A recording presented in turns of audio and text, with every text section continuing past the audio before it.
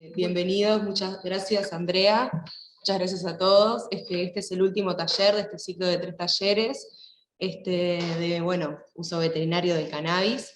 Y bueno, para los que no se conectaron a las otras charlas, para presentar un poquito de MECAN, que somos una asociación civil sin fines de lucro de usuarios de cannabinoides, con fines terapéuticos. Contamos con un equipo multidisciplinario compuesto por varios profesionales de la salud. Estamos acá con Miguel, que es el presidente de la asociación, con Mica, estamos los tres acá en EMECAN. Y bueno, les damos la bienvenida a todos, muchas gracias, y podés arrancar, Andrea, nomás, cuando quieras. Buenas tardes a todos. Primero, como le decía Mariana Micaela, voy a aclarar que no soy oncóloga, porque ayer se dijo sin querer que era oncóloga. En realidad soy veterinaria, mi nombre es Andrea Di Mateo, soy estudiante de maestría de la facultad de la Universidad de la República. Actualmente me invitaron, y agradezco la invitación, porque me dedico a estudiar el dolor. Formo parte del grupo de estudios de dolor de la facultad, que ahí ven el loguito. Y es un tema que me gusta mucho porque justamente me derivan muchísimos pacientes que vienen de oncólogos para justamente tratar el dolor crónico y justamente abordar este tema de los cuidados paliativos. Y, disculpen, ahora sí.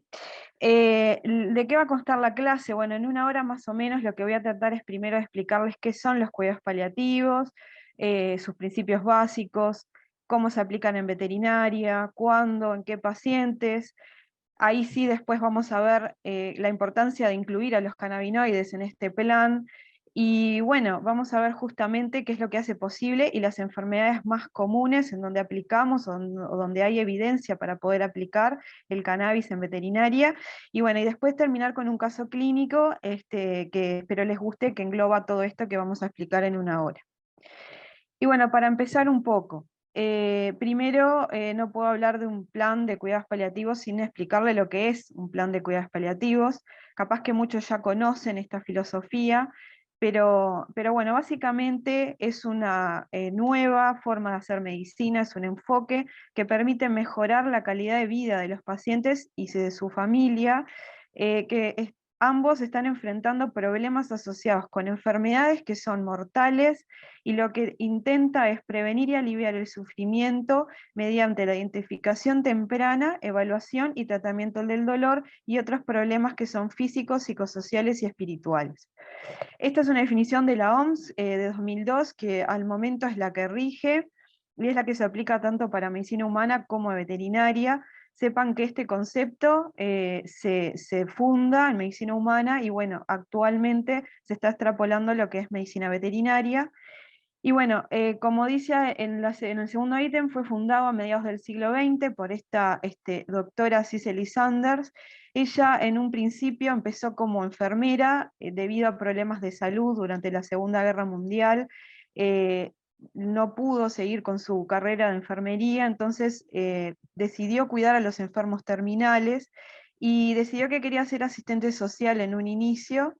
En ese hospital donde ella trabajaba se enamora de un paciente que muere de cáncer, le deja una herencia y con esa herencia ella funda el hospital de San Christopher, que es el hospital de hospicio que actualmente tenemos como de referencia en Londres. Y en ese hospital justamente ella trata de cuidar todos esos enfermos y darle la mejor calidad de vida posible. Así surgen los componentes principales de estos cuidados paliativos, donde ella cambia lo que es el concepto de dolor total, que antes estaba recluido a solo un dolor físico. Es un dolor que también incluye el sufrimiento de los pacientes, pero de su familia. Y bueno, y los problemas que hoy les decía, el dolor también es psicosocial y es espiritual, y esas dimensiones ella las incluye en estos cuidados. Y bueno, la importancia también que tiene tener un equipo que esté formado, ya sea de enfermeros, médicos, funcionarios, todo un equipo médico que esté formado para afrontar este tipo de cuidados. Entonces, cuando la cura no es posible, ¿qué es lo que yo puedo hacer como médico? Bueno, cuidar cuando no puedo curar, atendiendo todas las demandas que tiene ese paciente, todas las formas de sufrimiento que tiene ese paciente, teniendo compasión por el que sufre, y justamente tengo que reconocer ese sufrimiento para poder abordarlo y no agregar más causas de sufrimiento, y además ser empático, escuchar al otro como si fuese lo que más importa y ponerme en el lugar de ese otro que está sufriendo. Yo no sé cuánto está sufriendo, sé que su sufrimiento es muy grande y por eso tengo que ser empático con mi paciente. Y acá, si nosotros consideramos el árbol que todos los conocen, que es el árbol de la vida, que es la vida de cada persona o de cada paciente veterinario que se aplica igual, las ramas serían como los principios de estos cuidados, y las raíces serían como esas dimensiones del dolor que les explicaba hoy. Y los principios que rigen estos cuidados son: afirman a la vida y consideran que la muerte es un proceso normal, no adelantan ni posponen la muerte. Aceptan justamente la evolución natural de la enfermedad. Un pilar fundamental justamente es controlar el dolor y otros síntomas que garanticen la calidad de vida del paciente. Respeto por la independencia y autonomía del enfermo y su familia, o sea, reconocen y aceptan los valores y prioridades, o sea que el individuo, el paciente, el enfermo es el que manda o es el que decide lo que quiere para su calidad de vida, ¿no? Y esas acciones van a llevar a la valorización del paciente como individuo. Además, integran esos aspectos psicológicos y espirituales, realizando todos los cuidados en el entorno natural del paciente. Y estos cuidados se dan básicamente en el domicilio, porque hay muchos pacientes que al estar internados es igual que morir. Entonces, la mayoría de estos cuidados se dan con su entorno, en el ambiente del paciente y en su domicilio. Proporcionan también un soporte para ayudar a que esos pacientes vivan tan activamente como sea posible hasta la muerte, considerando la enfermedad, que es un proceso, como decíamos, natural, que evoluciona y que a lo largo de todo ese proceso va a producir sufrimiento en esa persona o en ese paciente. Además, favorecen la muerte digna con el mínimo de estrés posible en el lugar más adecuado y seguro para el paciente. Y esa forma de morir y ese lugar lo va a decidir solo y exclusivamente el paciente. Además, no solo se termina con estos cuidados, también después de la muerte van a acompañar a la familia durante el luto de haber perdido ese paciente que era tan especial, ese miembro de la familia que era tan especial. Y bueno, y las palabras claves entonces, como les decía, los pilares 3 básicos de estos cuidados son: aliviar todo tipo de sufrimiento y evitar sufrimientos innecesarios que puedan aparecer, ya sea con el medio de diagnóstico o con el mismo tratamiento que yo pueda darle a ese paciente. Prevenir la aparición justamente de nuevas causas de sufrimiento y promover el vínculo de ese paciente con su familia y todas las actividades que lo mantengan lo más activamente posible con deseos de vivir. Y extrapolando esto a veterinaria, bueno, básicamente es exactamente lo mismo. Reconoce una pirámide con 3 dimensiones de sufrimiento, donde vean que la base es el dolor físico, que es este que está acá, y el dolor físico es el que tratamos como manejo de dolor, manejo de otros síntomas que pueden ser disnea, que pueden ser problemas para trasladarse. Vean que la higiene, la nutrición, la movilidad y sobre todo lo que es el medio ambiente importa, pero si yo como médico me quedo solo en esta base, me voy a olvidar de esto que está acá arriba y que es casi más importante, y por eso les puse estas fotos. Yo cuando vi esta foto, que lo más seguro que la deben conocer porque se hizo viral hace unos años, este señor, que John, y este perrito que se llama Joeb, que si lo googlean lo van a encontrar. Este perrito en realidad falleció aproximadamente con 20 años, y bueno, es un perrito que tenía severos problemas de ceguera y de artrosis y mucho dolor. Entonces yo cuando veo esto, me interesé por la historia y bueno, y realmente lo que muestra es ese confort. Probablemente este dueño en realidad no sabemos mucho la historia, pero si empezamos a indagar, vemos que en este lago, 9 años atrás, esta persona se quiso suicidar y este perro lo rescató de ese suicidio. Entonces, cuando su mejor amigo, su salvador, empezó con estos problemas de salud y sabía que no tenía vuelta, lo que hizo fue llevarlo a este lago y trató de rehabilitarlo de la mejor manera posible porque él veía que el agua era buena y le habían dicho que era muy buena para estos problemas articulares, y el perro realmente queda dormido en los brazos de su propietario. Y además de esto, le festeja su último cumpleaños, ¿no? Que fue el número 20.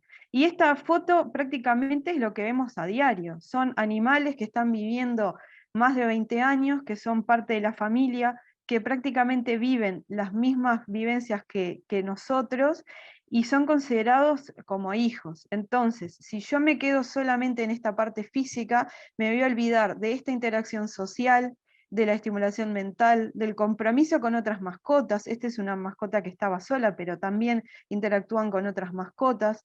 Y también esto, disminuir el estrés y la dignidad de vivir, que realmente el animal quiera vivir.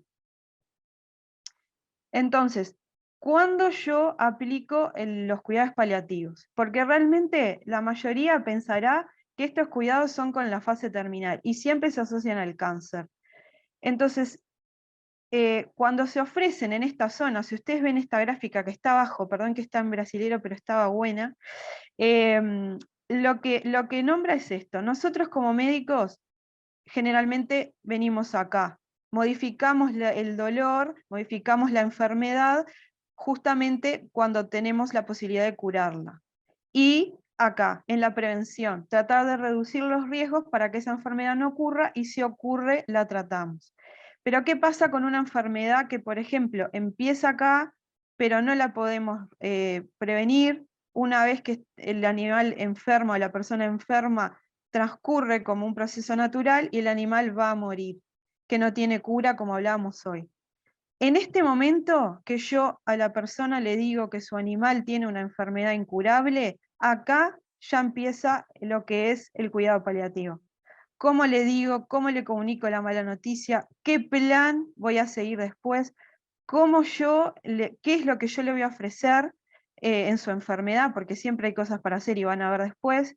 Y bueno, y fundamental, ¿qué es lo que ese tutor quiere para su animal? Porque realmente quiere que sea eutanasiado, quiere que siga su proceso natural, quiere que sea tratado su dolor, qué es lo que más le da miedo, qué es lo que más le resulta o que más le resulta sufrimiento para su mascota. Bueno, todo eso empieza ahí. Entonces, los cuidados paliativos modernos se centran en la calidad de vida desde el momento del diagnóstico y se deben aplicar de la forma más temprana posible en el curso de la enfermedad. Incluso cuando el animal muere, como les decía anteriormente, siguen los cuidados en el luto, para que ese desapego, que obviamente a veces es muy abrupto y es un momento bastante feo, no resulte en problemas psicológicos o peores para esa familia que pierde justamente ese vínculo de amor con la pérdida de su mascota.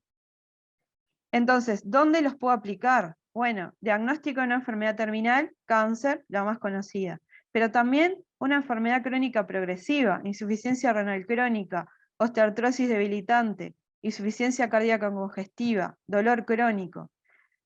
Cualquier enfermedad crónica que sea progresiva, pero que yo no la logre diagnosticar. Por más que yo no tenga un diagnóstico, sé que esa enfermedad va a progresar, que va a sufrir ese animal y que por lo tanto va a morir y que también va a necesitar cuidados paliativos. Una discapacidad crónica, y esto me refiero, por ejemplo, a todas las enfermedades neurodegenerativas que conocen. Mielopatía generativa del ovejero alemán es la más común, pero también cualquier enfermedad neurológica degenerativa, cualquier enfermedad del disco intervertebral que avanza, que es progresiva. Y además el estado geriátrico terminal, un animal que empieza con demencia, ya sea por una enfermedad como es el síndrome de déficit cognitivo senil, o solamente por el hecho de paso del tiempo, donde aparecen otras enfermedades que causan demencia y otras inactividades del animal y que obviamente sacan calidad de vida a ese paciente. Entonces, Erika un poco lo comentó, pero a mí siempre me gusta comentar este artículo. ¿Por qué? porque justamente es de lo que trata esta charla, la importancia de incluir el cannabis en un plan de cuidados paliativos. ¿Y por qué? Este perrito Miles, de este mismo artículo de la AMA del 2013, donde justamente cuestionaba a los veterinarios de por qué no usar esta droga si los propietarios ya la estaban usando. Y bueno, y justamente este labrador de 12 años de edad tenía un tumor esplénico en el vaso con metástasis en varios órganos. Le habían dado una esperanza de 2 meses, una esperanza de vida de 2 meses, y le habían mandado tramadol. Entonces su propietaria, que tomaba cannabis por otras razones, como vio y empezó a googlear y vio que era bueno, se lo dio, y vio que Miles empezó a retomar estos paseos, esta foto justamente es eso, empezó a vivir de nuevo, porque era un perro que con el tramadol no tenía dolor, pero dormía todo el día. Y esa no era la calidad de vida que quería su propietaria para Miles. Si pasamos a los gatos, esto es reconocido este caso. Borso, 24 años de edad, tenía dificultad severa para caminar y dolor osteoarticular generalizado. Su dueño también tenía un dolor de espalda importante, tomaba cannabis y le ayudó, le dio un par de gotas a su gato y el gato empezó a hacer vida de gato, empezó a cazar, a trepar, a moverse mucho mejor, y obviamente que es un caso que también es un caso de cuidados paliativos donde se incluyó cannabis. Y el último, un caballo. Este caso está muy bueno porque es un caballo de 20 años, de raza paso fino colombiano, que en realidad tenía una enfermedad degenerativa ligamentosa y que le estaban tratando con todo, fenilbutazona, le habían hecho gotitas, le daban glucosamina glicano, tratamiento con calor, vendas. El animal deja de comer y adopta el decúbito. Entonces su propietaria lo que iba a hacer era sacrificarlo. Y bueno, y en una de esas también ve que estaban aplicando el cannabis y dijo, bueno, total, no le va a hacer mal, no hay efectos secundarios, le dio un par de gotas al caballo y el caballo empezó a comer y se paró. Entonces, justamente, ¿por qué es esto posible? Porque ya se lo hablaron mis compañeras en las otras 2 clases. Tenemos un sistema endocannabinoide que es un sistema de comunicación muy eficiente. Cada célula lo tiene, casi todas las células lo tienen. Entonces, con este sistema puede cumplir con la mayoría de sus funciones y mantener la homeostasis del organismo. Y esa homeostasis lleva justamente a eso, que el animal que perdió calidad de vida la recupere. Y ahí ven dónde están los receptores CB1 y CB2. Tenemos receptores CB1, miren lo que está en rojo en casi todo el organismo, ya sea central, toda la parte, digamos, vascular, músculo, cardiovascular, órganos centrales, periferia, CB2, vaso, huesos, piel, células gliales. Y además, si vemos los que están a nivel cerebral, vemos que regulan prácticamente todas las funciones cerebrales: memoria, pensamiento y conciencia, agilidad motora y aprendizaje, coordinación y control muscular, funciones básicas como vómitos, presión sanguínea, frecuencia cardíaca, control del dolor, tono muscular y movimiento, memoria y recuerdo, emociones y apetito. Entonces, con este sistema nosotros lo que podemos hacer es justamente tratar de volver a recuperar esa homeostasis que el animal perdió. Y bueno, y ahora vamos a ver justamente las enfermedades donde se puede aplicar en este plan de cuidados paliativos y donde hay evidencia, tanto clínica como en evidencia en laboratorio, ¿no? In vitro. La principal para mí es el dolor crónico, de cualquier, puede ser oncológico, osteoartrósico, dolor crónico en general. Y sabemos que este dolor crónico asociado a osteoartrosis es una de las principales causas de sufrimiento del paciente añoso. Entonces ya no les puse todos los estudios porque ya hablaron en la semana, pero saben que todos esos estudios demuestran que el cannabis es capaz de reducir el dolor y mejorar la movilidad articular. Y les puse acá las dosis porque son variables, pero la mayoría hablan de 2 miligramos kilo cada 12 horas de CBD. ¿Y esto por qué es? Porque pensando un poco en lo que es las vías de dolor. El animal, cuando tiene un proceso dañino o un daño potencial a un tejido, que puede ser una artrosis, tiene una serie de mecanismos en las neuronas que liberan ciertos mediadores inflamatorios que son transmitidos a la médula espinal. Aquí en la médula espinal son reconocidos como algo nocivo, y lo que hacen es modular esas señales para que asciendan a la corteza cerebral y sean percibidas como dolor. ¿Qué pasa entonces si nosotros acercamos más lo que está pasando acá, en esta rodilla? Bueno, esta sopa inflamatoria, donde hay un montón de citoquinas inflamatorias, hay activación de los receptores cannabinoides, como ven, receptores del dolor. TRPV1 es uno de los principales agentes del dolor neuropático, y bueno, y células inmunes. Y lo que hacen las células inmunes es, no solo provocan dolor, no solo provocan inflamación, sino que van a destruir este cartílago articular, va a raspar articulación con articulación, y eso va a generar más dolor, y un dolor que en realidad nosotros llamamos como sensibilización primaria, que después va a ascender, y el animal cada vez no solo lo va a sentir como dolor, sino que esta señal se va a amplificar cada vez y cada vez más. Entonces, ¿qué pasa con el cannabis? Bueno, el cannabis lo que hace es, que ahora lo vamos a ver en la próxima diapositiva, actúa acá, para que estos mediadores, si se liberen en menos cantidad, o sea que modulan la respuesta inmune. Entonces, cuando llegan a la médula, el animal lo va a percibir menos, va a haber menos inflamación, menos dolor, pero a su vez también actúa a nivel de la médula espinal. Entonces, lo que hace es cortar esta señal, que vamos a ver cómo es, para que no ascienda y el animal no lo perciba como dolor. Y esto es más o menos lo que les resumo acá. Cuando se activa el CB1, hay disminución de liberación de neurotransmisores excitatorios como el glutamato y la glicina. Lo que hace el sistema endocannabinoide es impedir que ese ion calcio entre a la célula, se active esa neurotransmisión que yo les comentaba en la médula espinal y ascienda a la corteza cerebral. La activación de CB2 a nivel periférico, o sea, a nivel de la rodilla, en este caso, lo que hace es evita que esas células inmunes liberen esas citoquinas preinflamatorias. Menos inflamación, menos dolor. Y además, a nivel central, lo que actúa es a nivel de estos receptores que se llaman MOR, que son los receptores opioides, y reducen la respuesta a este receptor, el TRPV1. Esto es fundamental porque estos pacientes no solo tienen menos dolor, sino que consumen menos analgésicos, como son los antiinflamatorios, y consumen menos opioides también, como la morfina. Que sabrán que los pacientes oncológicos, sobre todo, tienen mucho miedo a tomar morfina por el tema de la resistencia, por el tema de los efectos secundarios y demás, y además porque hay falta de opioides también. Entonces, es una opción que está muy buena. Y bueno, y en conclusión, el cannabis lo que hace es abordar el dolor articular a través de múltiples mecanismos: inmunomodulación de la respuesta inflamatoria, condroprotección, porque evita que sea destruido ese cartílago por las células inmunes y la reacción inflamatoria, y evita la propagación de las señales dolorosas y su ascenso a vías supraespinales o corticales. Bueno, esta que me canso de hablar y que capaz que muchos, si fueron al curso que di hace poco, muy parecido, es otra gran vedette de los cannabinoides, es el cáncer y su acción en el cáncer.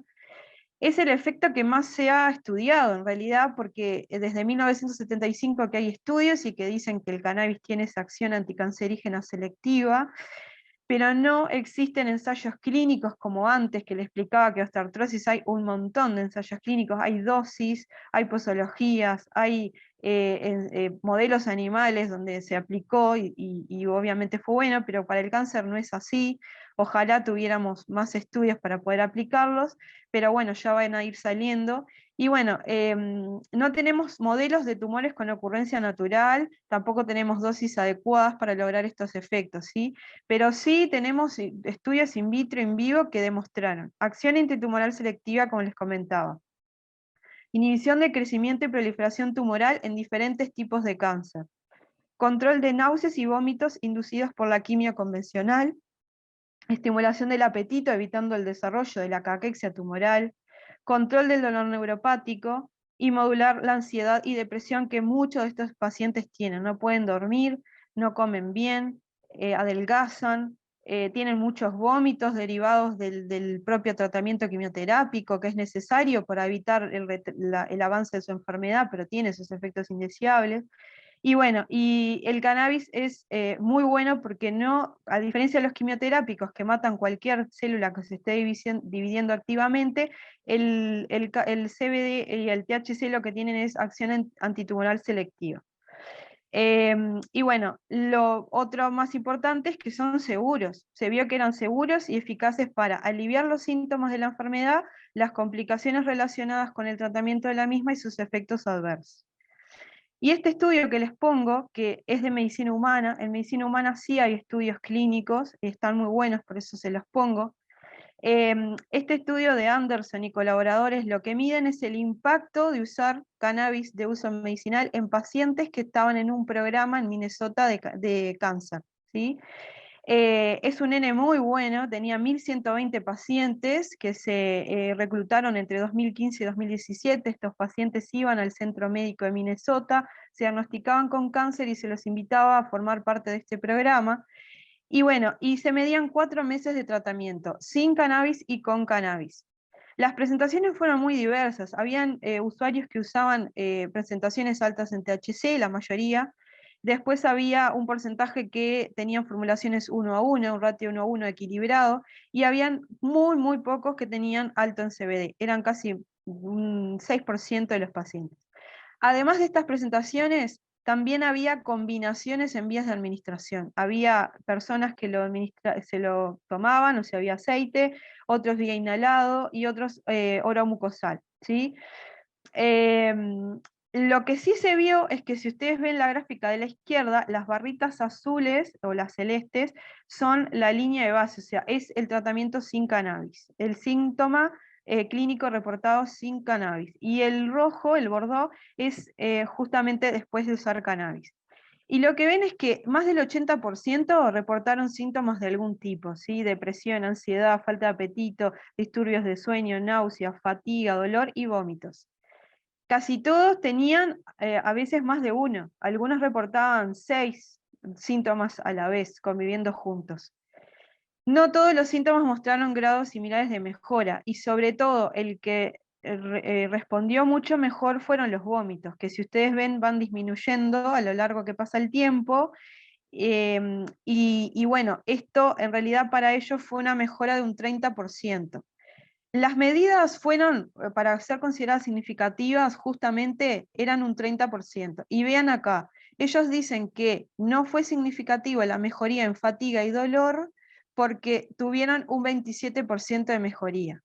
Pero si ustedes ven las líneas, por ejemplo, este que es el dolor, ustedes ven que las personas que tomaban cannabis, el dolor fue aumentando, sí, porque la evolución de la enfermedad es básicamente así, cada persona o cada individuo responde al dolor de manera diferente. Pero vean cómo terminó esta persona o este conjunto de personas, que es una mediana. Prácticamente con mucho porcentaje de dolor. Entonces, la idea de esto es que si bien fue un 27% de mejoría, no vamos a curar el cáncer, no vamos a sacar, no vamos a lograr que estos síntomas sean 0%, pero probablemente ya este 27% de mejoría sea fundamental para esa persona. Incluso solo 1,3% informaron efectos adversos, que están acá, que en la mayoría fueron somnolencia, boca seca y fatiga que ya la tenían. Entonces no tiene que ver tanto con el aceite, con la formulación, sino con la enfermedad en sí. Casi ninguno tuvo euforia o algún problema de psicoactividad, pero si uno ve la conclusión de este estudio, va a decir que bueno, que no es significativo, pero que realmente hay que incluirlo porque ya un 27% de mejora de 6 o 7 síntomas que están conviviendo a la vez en una persona ya es bastante significativo y le da calidad de vida, que es lo que realmente buscamos. Y bueno, y esta enfermedad, que es otra de las enfermedades muy importantes en el paciente de cuidados paliativos, es el síndrome de difusión cognitiva.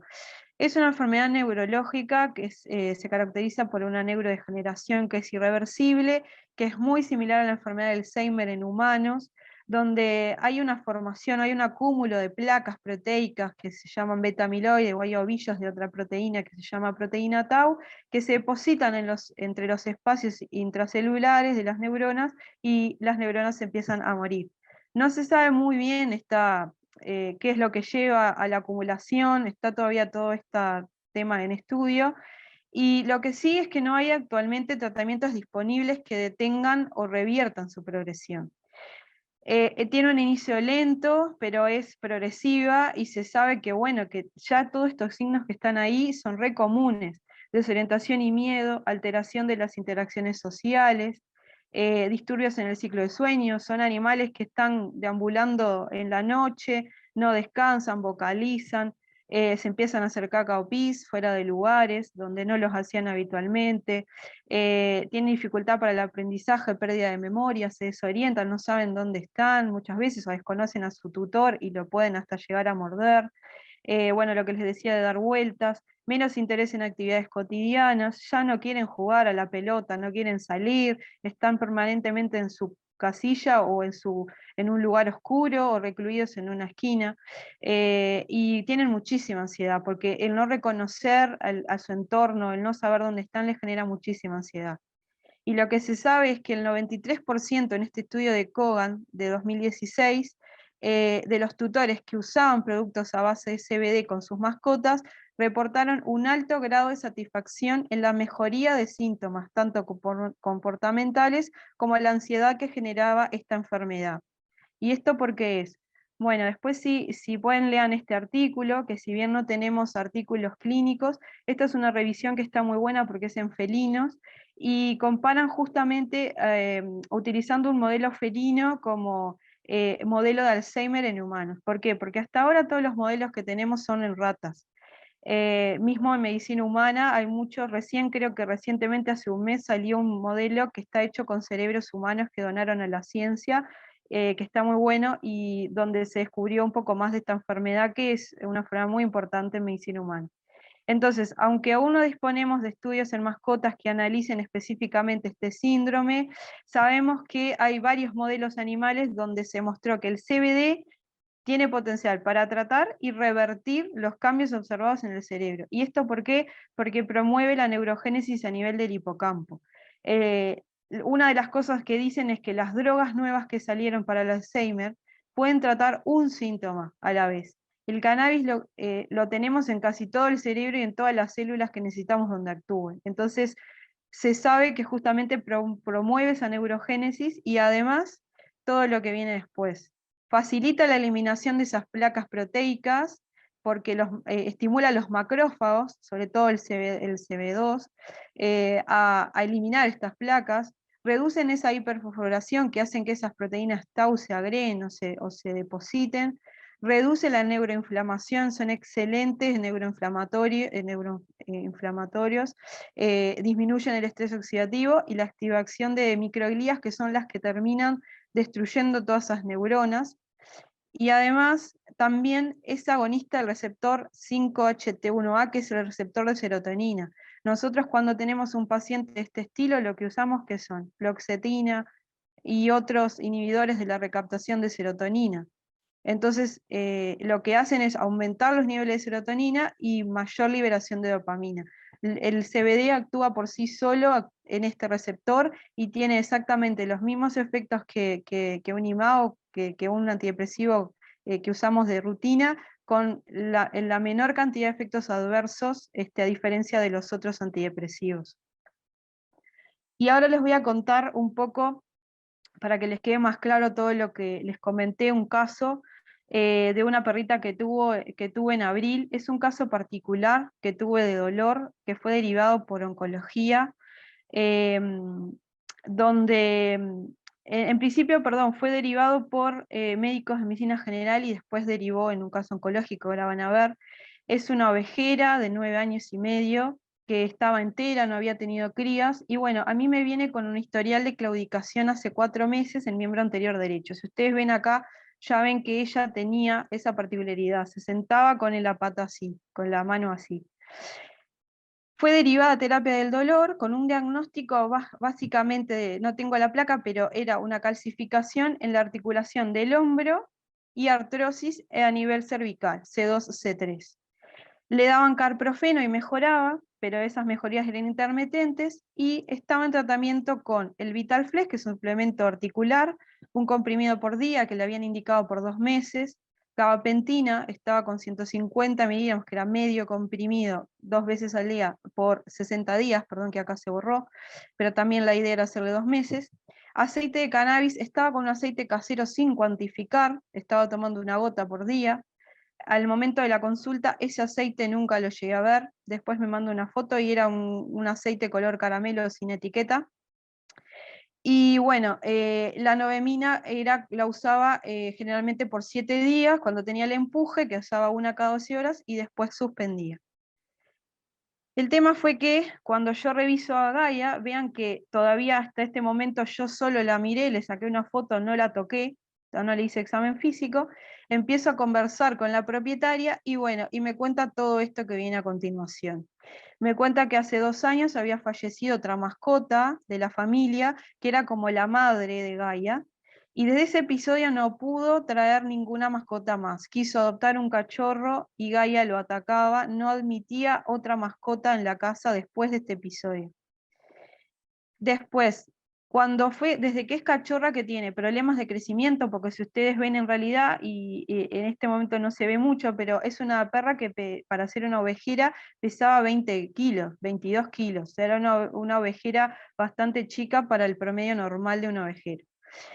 Tenía desde cachorra patologías múltiples que en realidad nunca se lograron diagnosticar. Se pensó que era distemper porque tuvo un cuadro neurológico con debilidad, bueno, hacía diarreas, hacía vómitos. Nunca fue una cachorra normal, ¿sí?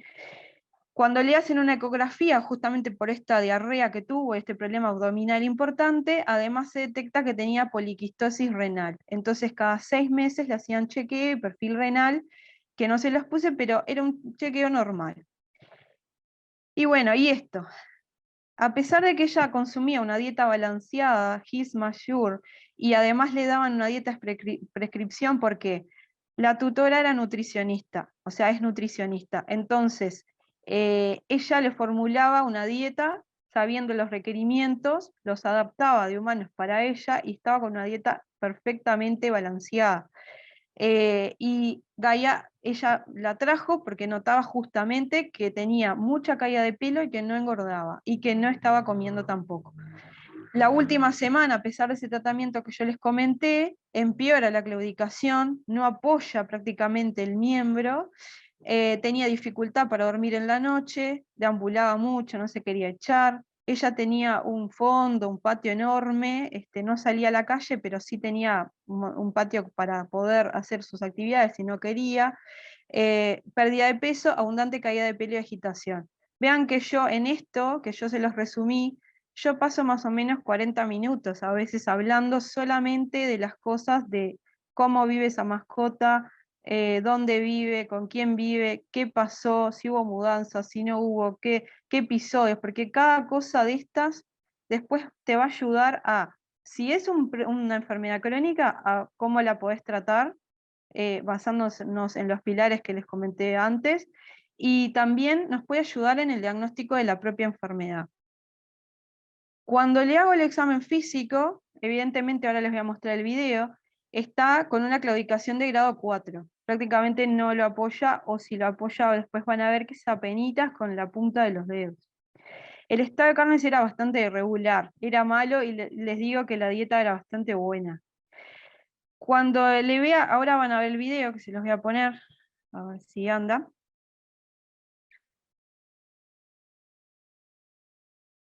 Voy a bajar. Ahí van a ver cómo es que apoya, ahí sí hay apoyo intermitente. Incluso con esta mano ella daba la mano, van a ver que es la mano que usa para dar la pata justo, que le costaba levantarla. Pero si ustedes ven acá atrás, que le voy a poner de nuevo, tendía a sentarse siempre en la consulta y así, baja los tarsos, leve ataxia y la cola bien abajo. Era una perra que siempre estaba así en este estado de agitación, no le gustaba para nada, obviamente, salir de su casa, la estresaba horrible salir de su casa, pero esto fue re común de sentir esa agitación en todas las consultas. Y bueno, como les comentaba, se mantiene en posición sentada, con el miembro sin apoyo, que ven la foto anteriormente, en leve aducción, la tenía hacia afuera, pérdida de masa muscular importante en esa región escapulohumeral. A nivel de la cabeza, de lo que es el húmero, tenía como una deformación que asomaba, que si uno la palpaba, además ella estaba flaca, era bien sólida y estaba adherida. Y eso era lo raro, porque la placa aparentemente había dado como una calcificación a ese nivel, pero como si fuera una artrosis. Tenía hipersensibilidad marcada en C5, C6, que eso se relacionaba con la placa anteriormente, que tenía como una disminución de espacio. Tenía también dolor a nivel de T2, T3, mucho dolor pararterial, músculos totalmente contraídos y mucho dolor. Pero si uno, por ejemplo, esta pata, le hacía las pruebas semiológicas para detectar dolor a nivel articular en el hombro, no había absolutamente ningún signo de dolor, ni crepitación, absolutamente nada. Los rangos articulares eran totalmente normales. Lo único que se notaba era esa deformación en más y que el miembro estaba hacia afuera. Lo que sí me llamó la atención fue que justamente el murmullo vesicular en tórax estaba aumentado, que había taquipnea en reposo, estaba muy agitada, y había un nódulo chiquito de 1 centímetro de diámetro en la mama pectoral izquierda. No estaba adherida, lo tenía hace mucho, pero estaba ahí. Entonces, yo lo que hice fue aplicar la escala de dolor. La escala de dolor que uso en este momento, en la primera vez usé la de Helsinki, que es para dolor osteoarticular y calidad de vida, que es la que después les voy a mostrar cómo evolucionó, y vean que tenía un dolor de 22 en 44, que es un dolor moderado. Pero si ustedes ven esta, la VAS, donde se le dice de 0 a 100 cuál es el grado de dolor de su mascota, o de 0 a 100 cómo no camina, van a ver que obviamente no apoyaba las patas, pero la VAS de dolor era prácticamente 90. 85, 90. Y cuando le aplicamos el CBPI, que es justamente el para dolor osteoarticular, porque en ese momento venía con un diagnóstico de artrosis en ese miembro, el puntaje fue de 64-100, que también es bastante alta. Lo que hago yo es proponerle una radiografía de tórax oncológico, porque generalmente cuando vienen claudicando ese grado, lo primero que sospecho es un osteosarcoma o algo tumoral, más con toda la reacción que venía, con el tema del respirar feo. Entonces digo, le mandé una radiografía de tórax.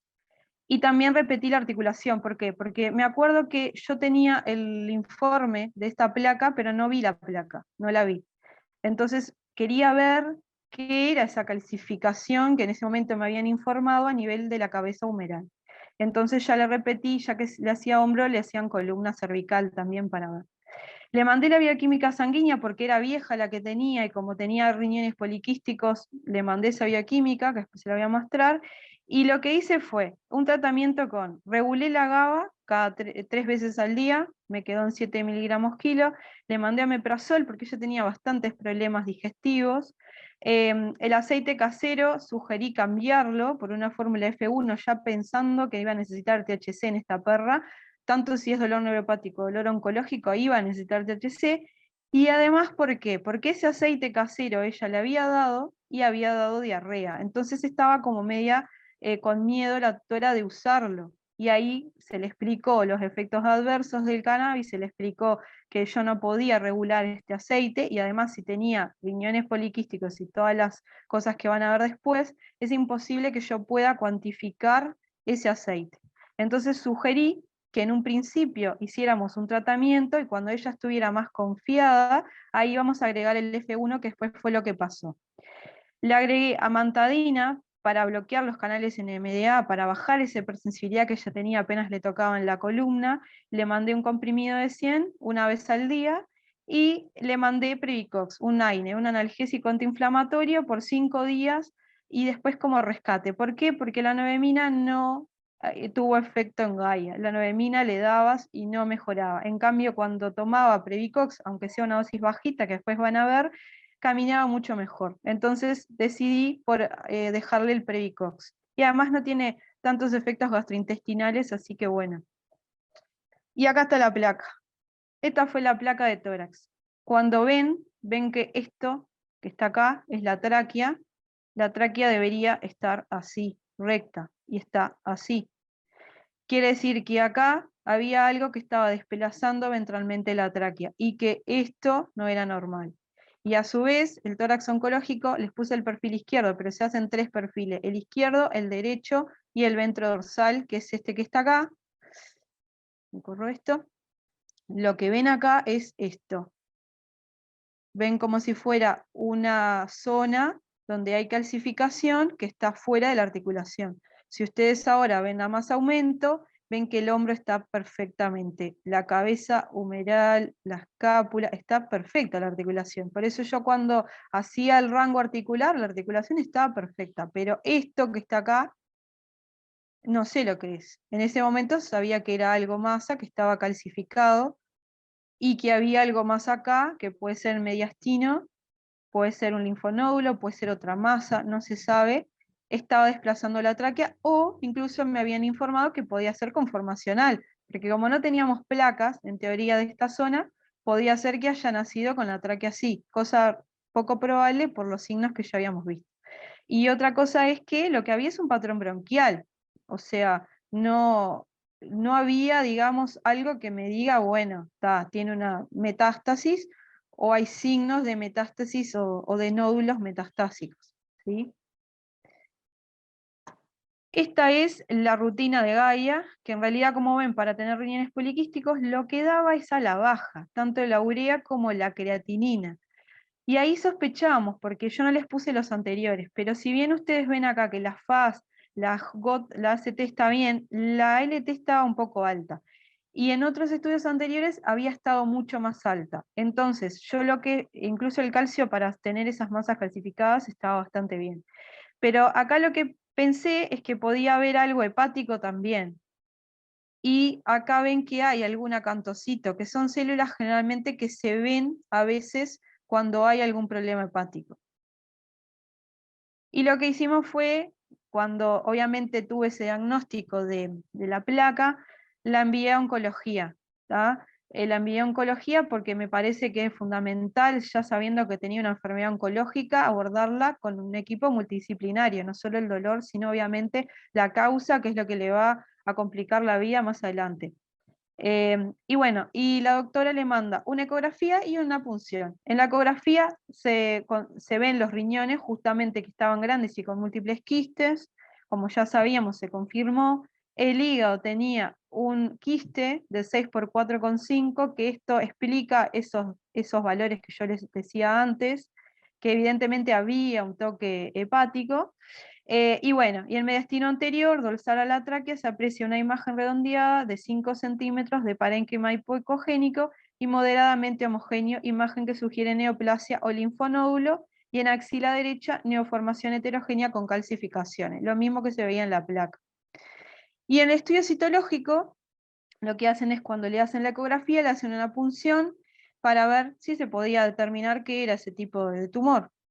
Y lo que se observa es que lo que se sospecha es un tumor de células mesenquimales, un sarcoma, donde hay que considerar tumor de vaina nerviosa, y punción accidental del linfonódulo, porque en ese momento hubieron partes de células linfoides, o sea, de linfocitos y de células de los linfonódulos. O puede ser un linfonódulo que esté metastásico también. Entonces, obviamente que ellos recomiendan complementar con estudios adicionales. Y bueno, ¿cómo fue la evolución de Gaia? Agregamos el F1, realmente se convenció la tutora y vio que era bueno, entonces este paciente lo presento porque realmente pude escalar desde 6 gotas hasta 20 gotas. Empezó en abril y esto fue hasta prácticamente septiembre, octubre, más o menos, y pude escalar. Cada 4 días íbamos escalando, de repente la controlaba al mes, y ahí veíamos si necesitaba ajustar más o menos, y llegué a 20 gotas cada 12 horas, de un aceite F1 que tiene 2,1 THC-CBD, y vean que quedó con una dosis de 0,3 miligramos kilo de THC y 0,2 miligramos kilo de CBD.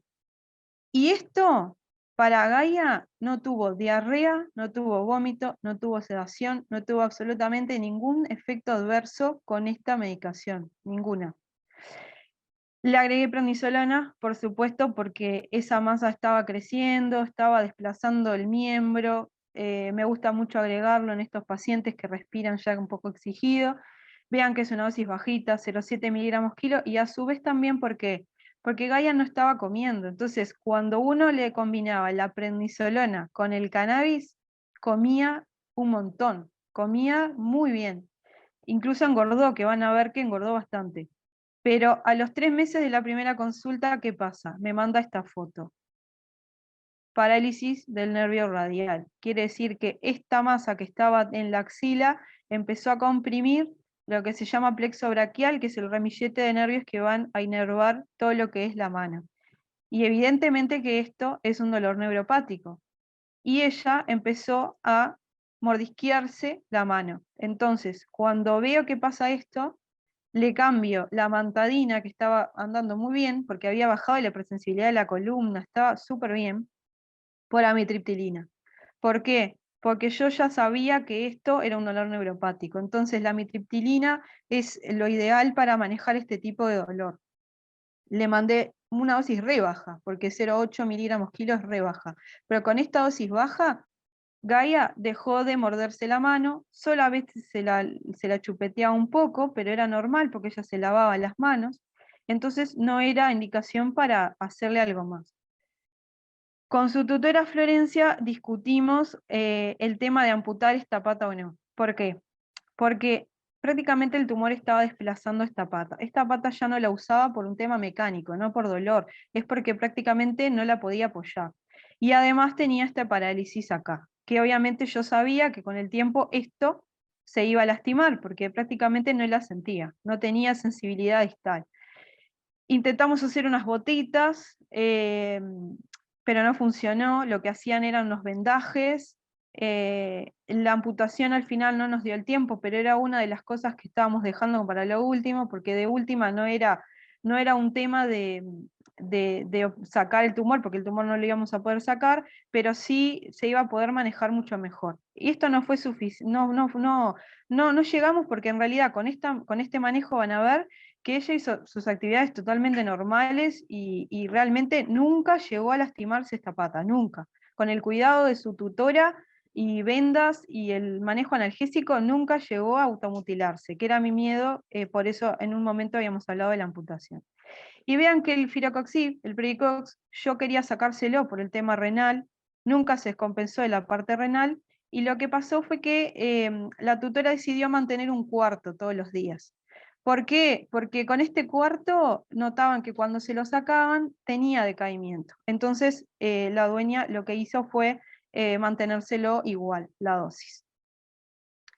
Y bueno, acá van a ver el video fue la última consulta que fue en septiembre que tuve.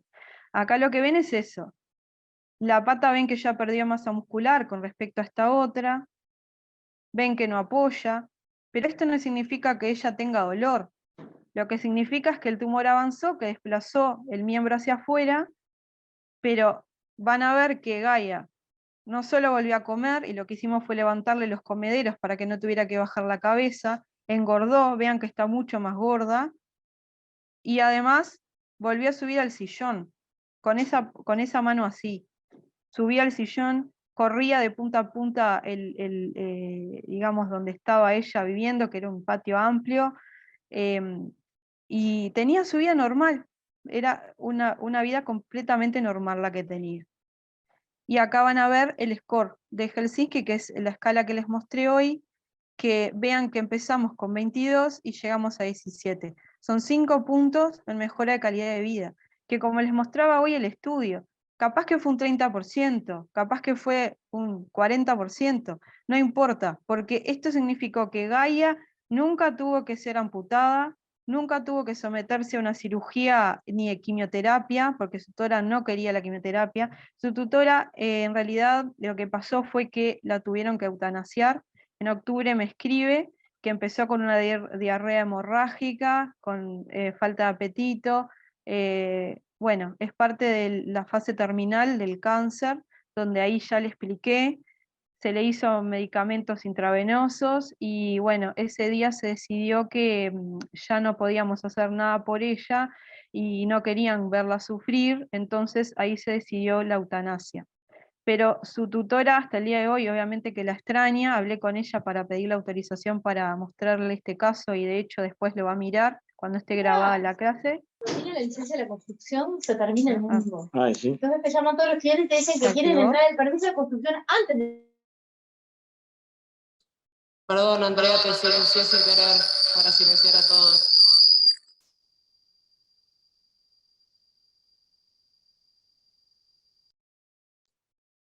Andrea, no se te escucha.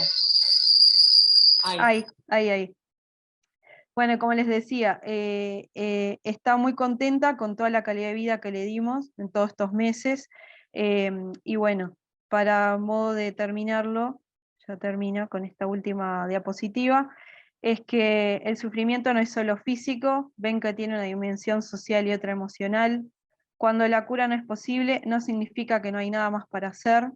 Podemos aliviar todo aquello que cause sufrimiento, prevenir la aparición de nuevos problemas y evitar diagnósticos innecesarios, promover el vínculo entre el paciente, la familia y cualquier actividad que lo fortalezca, acompañar con empatía. Y bueno, y esta es una frase de esta enfermera que yo les decía, Cicely Saunders, que dice: usted importa por lo que usted es, usted importa hasta el último momento de su vida y haremos todo lo que esté a nuestro alcance, no solo para que muera de manera pacífica, sino también para que mientras viva lo haga con dignidad. Y sabemos que la evidencia científica que tenemos hasta ahora respalda que, bueno, incluir al cannabis en un plan de cuidados paliativos lo hace posible, lo hace la diferencia. Así que bueno, muchas gracias y bueno, espero que les haya gustado. Bueno, Andrea, muchísimas gracias. Muchísimas gracias Por a nada. todos y a todas por haber participado. ¿Alguien tiene alguna duda, alguna pregunta? Pueden hacerlo.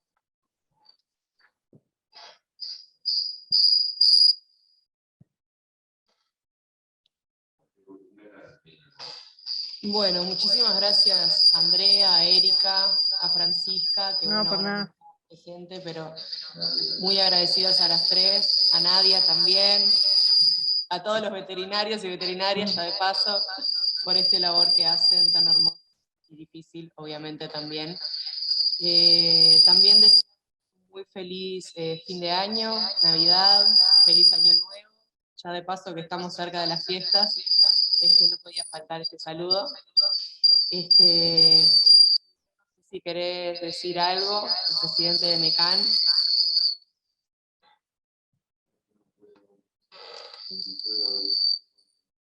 Bueno, tiene problemas técnicos, Miguel. Manda saludos, no está pudiendo ahí con el celu. Gracias. Bueno, muchísimas Gracias. gracias, Andrea. Muy interesante la presentación. No sé si en caso de que ya la han pedido, no sé si la facilitás ahí por mail. Sí, va a quedar grabada igual, porque la tutora la quiere ver. Pero estuvo muy contenta de pasar el caso de Gaia, la extraña mucho, pero es súper accesible. Pero Sí. les paso el resto, sin el caso por el tema de las fotos y eso. Pero después el resto se los paso sin problema. Bueno, muchísimas gracias. Bueno, No, gracias gracias a a ustedes por todos. la invitación. Bueno, por favor, a las órdenes, estamos en contacto y vamos para adelante.